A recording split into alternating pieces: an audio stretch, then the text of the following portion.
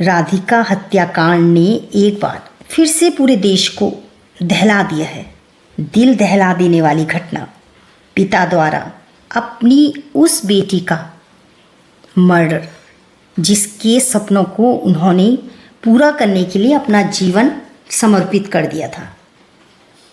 सुनकर भी दिल दहल जाता है। 18 गोल्ड मेडल जीत चुकी थी। 10 जुलाई को राधिका खाना बना रही थी और पिता ने पीछे से गोली मारकर उसकी हत्या कर दी।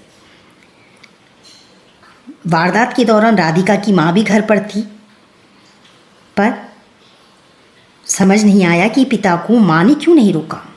ऐसी कौन सी बात थी कि उसी बेटी को, जिस बेटी को इतनी एम तक ले जाने में उसके फादर ने पूरी सहयोग दिया था, उसे 1 सेकंड में ख़त्म कर दिया। उसके सपनों को 1 सेकंड में चूर चूर कर डाला।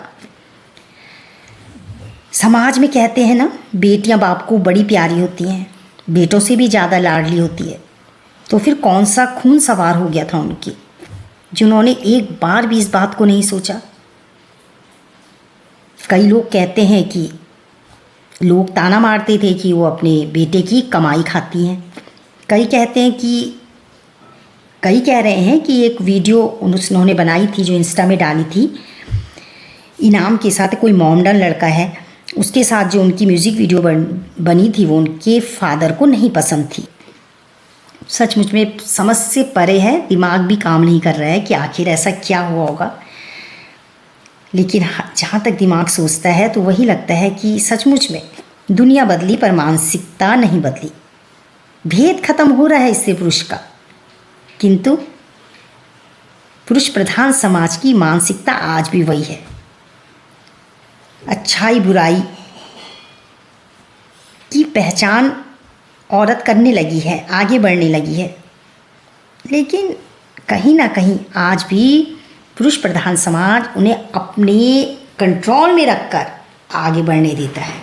अब देखिए, राधिका यादव कहीं जाती थी, उसके फादर का कमांड था, उनकी फ्रेंड ने ओपन लिखा है कि वो बहुत स्ट्रिक्ट थे, आना जाना बंद था, अकेडमी बंद करी उन्होंने। तो कहीं ना कहीं मतलब एक तरीके से फ्रीडम भी दी और देकर फ्रीडम छीन भी ली। तो यहाँ पर हमें अपनी मानसिकता को बदलना पड़ेगा। अब वो अगर सचमुच में आप चाहते हैं कि स्त्री आगे बढ़े तो उस पर ट्रस्ट करना पड़ेगा। और मुझे लगता है कि अगर बच्चों पे ट्रस्ट किया जाए, किसी स्त्री पर ट्रस्ट किया जाए, चाहे वो हस्बैंड हो चाहे फादर हो, और फ्रीडम दे, तो कहीं ना कहीं उसके कदम भटकेंगे ज़रूर कुछ समय, लेकिन वो इसका नाजायज़ फ़ायदा नहीं उठाएगी। हाँ, कंट्रोल रखना पड़ता है, शुरू से ही टाइट भी रहना पड़ता है, पर कहीं ना कहीं कदम हल्के भटकते हैं तो वापस ज़रूर आ जाते हैं। लेकिन बहुत ज़्यादा स्ट्रिक्टनेस, कहते हैं ना, जब रस्सी किसी चीज़ को बहुत तेज़ी से बांधोगे तो टूट जाएगी, ये संबंधों को बिगाड़ भी देती है।